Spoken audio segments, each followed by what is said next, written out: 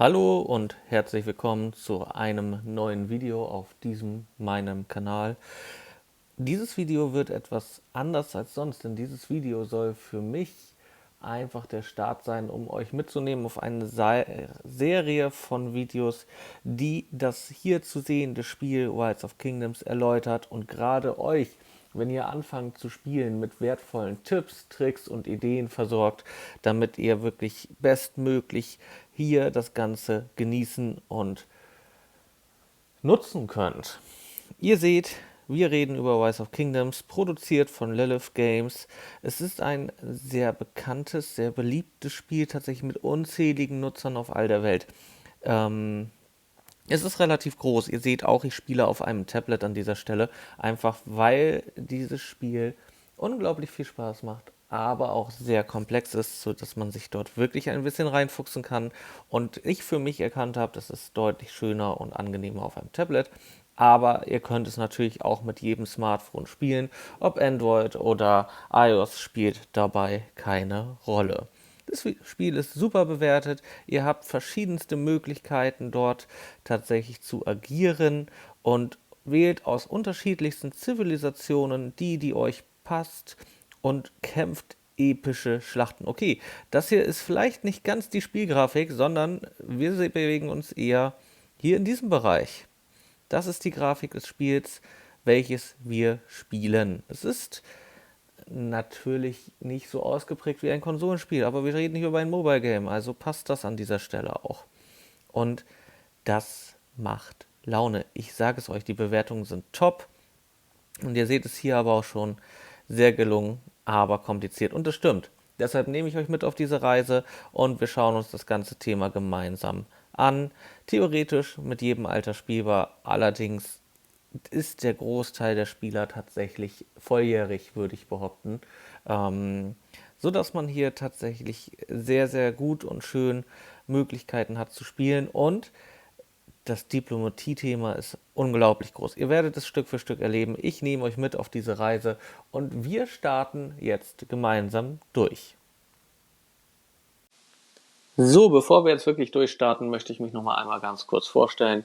Mein Name ist Draco und ich spiele dieses Spiel tatsächlich schon ein bisschen länger, um genau zu sein, 615 Tage. In dieser Zeit habe ich meinen Account entsprechend vorwärts gebracht, entsprechend weitergelevelt, habe verschiedene Königreiche besucht und verschiedenste Schlachten geschlagen, habe mich dabei sehr gut amüsiert und möchte euch nun an dieser Stelle einfach mitnehmen, um euch eine gewisse Anzahl an Tipps und Ideen mitzugeben, die mich am Anfang doch teilweise ein bisschen zurückgeworfen haben, die mich teilweise jetzt noch ärgern ein bisschen, wobei man muss ganz klar sagen, in diesem Spiel sind Fehler erlaubt und nur weil ich jetzt euch eine bestimmte Art zu spielen, eine bestimmte Truppe, einen bestimmten Kommandanten, ein bestimmtes Zivilisationsthema ans Herz lege oder eine bestimmte Vorgehensweise ans Herz lege, heißt das nicht, dass es die einzig richtige ist, sondern es heißt nur, dass ich glaube damit, dass man kann damit gute Erfahrungen und gute Erfolge erzielen. Alles Weitere liegt tatsächlich dann bei euch und ist sicherlich nicht verkehrt. Denn selbst wenn man hier jetzt mal Fehler macht, den falschen Kommandanten gepusht hat, die falschen Zivilisationsvarianten ausgewählt hat oder frühzeitig seine Truppen in Kämpfen gegen andere Spieler verloren hat, das kann man alles wieder aufarbeiten. Oder im schlechtesten Fall fängt man einfach von vorne an. Denn wir dürfen ja nicht vergessen, es ist am Ende nur ein Spiel. So, jetzt geht's aber los.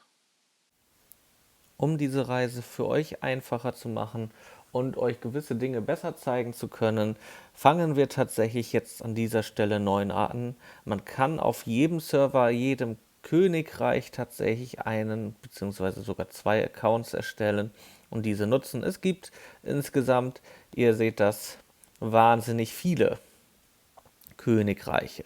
Diese Königreiche sind immer zu Kontinenten zusammengefasst. Das ist immer sehr unterschiedlich, weil sich die Spielermacher zwischendurch mal nicht entscheiden konnten, ob es 8 oder 4 Königreiche pro Kontinent sein soll. Aber das interessiert euch alles nicht. Die Frage ist an dieser Stelle, welches Königreich sucht man sich aus, wenn man neu anfängt? Und die Antwort darauf ist tatsächlich im ersten Moment ziemlich simpel.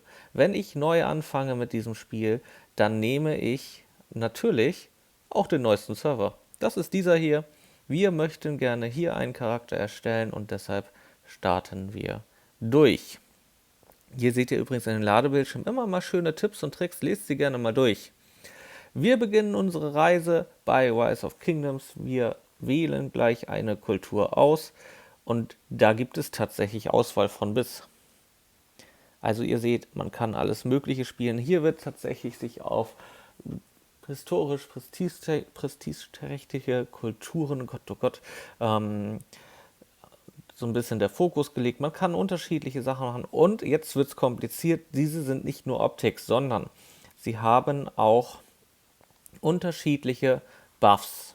Buffs, die man tatsächlich mit einer Spezialeinheit kombiniert an dieser Stelle. In diesem Fall für Ägypten sind es Bogenschützen und die machen ganz schön was aus. Es gibt in Rise of Kingdoms 4 Truppentypen.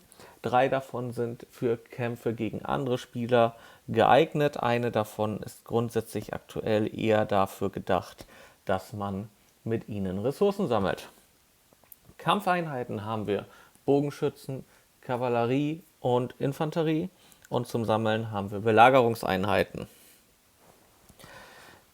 Die Frage, die ihr euch früher oder später stellen werdet müssen, ist tatsächlich, welche Truppentype bevorzugt ihr, beziehungsweise welche Zivilisation bevorzugt ihr. Grundsätzlich möchte ich euch an dieser Stelle ein bisschen Tipp mitgeben an der Stelle, denn man kann Zivilisationen später nochmal tauschen. Und das tatsächlich Free-to-Play, kostenlos. Ist ein bisschen Spielaufwand notwendig dafür, aber es geht. Und dementsprechend muss man sich jetzt noch nicht endgültig festlegen, sondern kann immer nochmal wieder tauschen. Ich persönlich würde, glaube ich, mit China anfangen. Ich finde die Spezialeinheit ganz nett mit den Bogenschützen, aber mein Highlight ist die Baugeschwindigkeit, die mit 5% erhöht wird, in Verbindung mit der Aktionspunkteerholung um 5%, sodass man hier tatsächlich relativ schnell und einfach weiter voranschreitet. Auf die genauen Details gehe ich noch wieder ein. Sollte man sich allerdings zum Beispiel entscheiden wollen für eine andere Variante, hat man natürlich auch noch immer andere Gruppen und Zivilisationen, die sich mit ähnlichen Einheiten, auch hier haben wir zum Beispiel Bogenschützen, vorantreibt. Aber es gibt natürlich auch das Ganze für Kavalleristen an dieser Stelle. Hier Highlight eindeutig die Aktionspunkteerholung von 10%. Oder alternativ kann man natürlich auch mal sowas machen. Hier geht es dann um Sammelgeschwindigkeit von Holz zum Beispiel. Und das hier, Frankreich, ist eine Infanterieeinheit.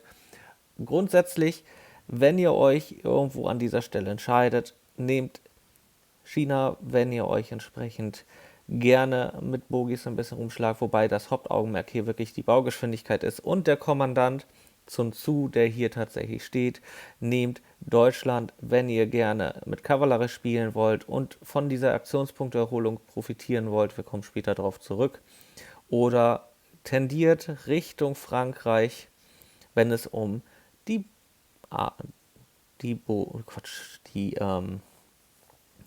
Infanterie geht. Siehste, da wird es schon schwierig hier heute. Ich nehme China tatsächlich an dieser Stelle. Es kommen übrigens immer mal wieder neue Zivilisationen hinzu, sodass es manchmal auch schön ist, durchtauschen zu können. From a barren land, engulfed in the flames of war, our people eventually arrived here. A new world full of hope and possibilities. We camp, we explore, we hunt, and we protect each other from great danger. Here our people stand, and the destiny of civilization lies in your hands. Rise of Kingdoms!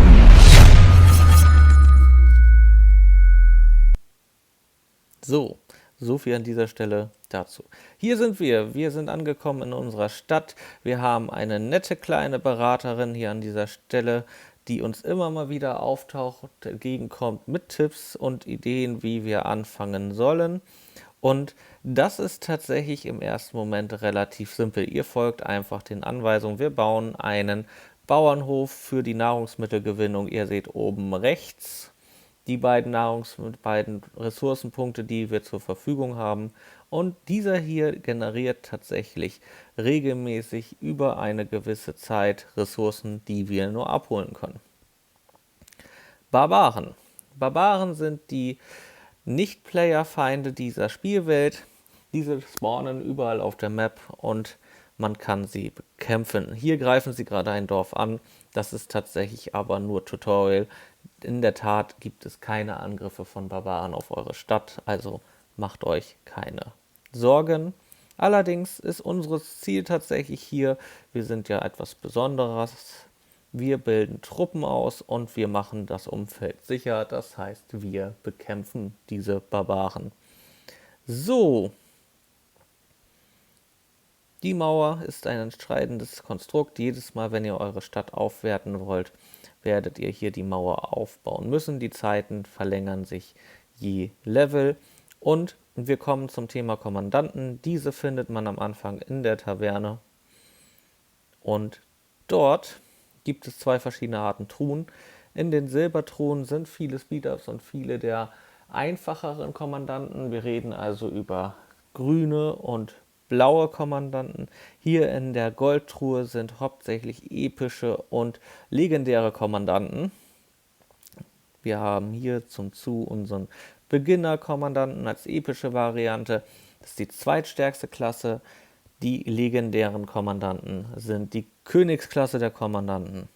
So, und jetzt geht es auch gleich los. Wir fangen mit dem Prinzip an. Hier kann man tatsächlich entsprechend dann sich Barbaren des gewünschten Levels suchen lassen. Wir haben schon einen gefunden und wir wollen natürlich unsere Welt sicher halten und greifen deshalb an. Ihr habt gesehen, nein, habt ihr nicht gesehen, aber man braucht Aktionspunkte entsprechend, um einen Barbaren angreifen zu können. Diese sind limitiert, werden sich natürlich über die Zeit wieder erholen. Und da haben wir auch schon den zweiten Kommandanten, der uns begegnet. Denn wir können mit anderen Spielern oder mit mehreren verschiedenen unserer Truppen, es kann bis zu 5 Truppen nach außen gebracht werden und ausgebildet werden, auf ein gemeinsames Ziel einprügeln, was das Ganze natürlich deutlich verbessert von der Effektivität her. Zack. Hier an dieser Stelle schließt sich jetzt gleich unsere neue Kommandantin an. Sie ist ein grüner Kommandant an dieser Stelle. Diese sind die unterste Klasse der Kommandanten, werden leider später sehr wenig genutzt, sehr ineffektiv und sehr unbedeutend. Aber dies hier ist unser Questbook. Und das ist eine schöne Sache, weil da können wir erstmal immer gucken, was wir machen wollen. Am Anfang kann man dem relativ charmant folgen, kriegt Belohnung für das, was man macht und sieht einen Fortschritt. Es gibt diese Hauptquests hier, wie ihr sie seht. Und immer dann, wenn wir in einem neuen Kingdom auftauchen, wie diesem hier, müssen wir es erforschen. Wenn das Kingdom älter ist, ist es tatsächlich schon erforscht. Das heißt, wenn ihr dann irgendwann mal in ein neues Kingdom migriert, dann braucht ihr diesen Nebel, den wir hier sehen, nicht mehr entfernen. Aber jetzt in dieser Erstzeit macht das der Späher für uns. Und das ist eine sehr praktische Sache, denn der Späher entdeckt tatsächlich auch spannende Dinge immer wieder, wenn er das Ganze macht. Nur jetzt in diesem Fall wahrscheinlich nicht. Aber er geht noch mal ein Stück weiter. Das heißt, hier müsst ihr auch nicht zuschauen, sondern wenn der Späher fertig ist, kriegt ihr Bescheid und wir können weiterschauen. So, Nebel bekämpft und jetzt geht es richtig los. Immer wieder gibt es verschiedene Quests. Hier in diesem Fall ist es die Bogenschützen-Variante der Truppen, die wir noch hinstellen können, sodass wir hier jetzt tatsächlich schon 2 Truppenarten haben und immer wieder sagt er euch Bescheid, ihr könnt noch was bauen.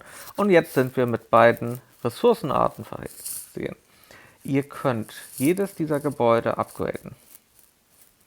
Wichtig ist dabei aber am Ende immer dieses Rathaus, weil das Rathaus führt dazu, dass ihr in die verschiedenen Zeitalter vorstoßt, führt dazu, dass ihr mehr Truppenentsendungsaufträge vornehmen könnt, bis zu 5 Stück.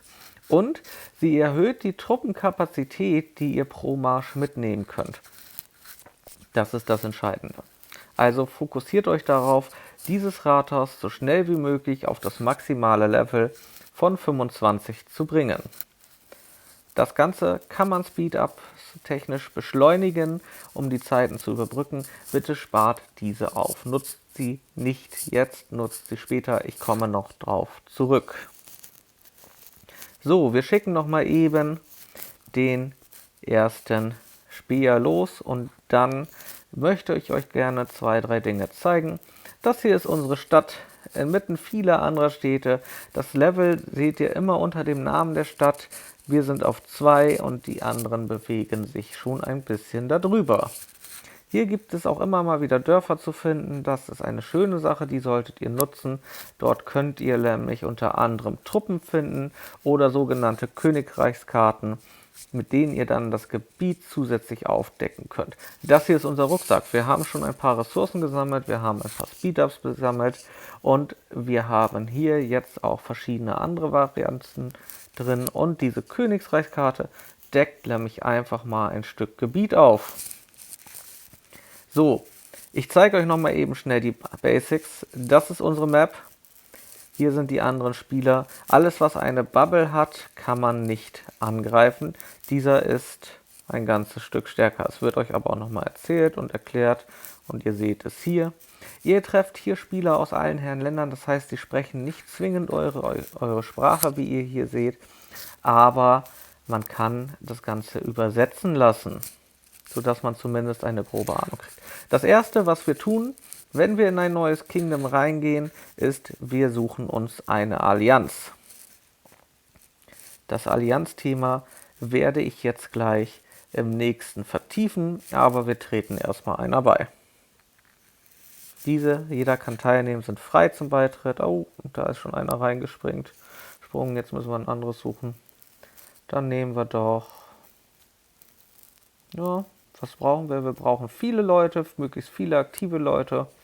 Nehmen wir doch erstmal dieses. So. Das hier war Teil 1. Dieses Thema zeige ich euch gleich an meiner nächsten Video.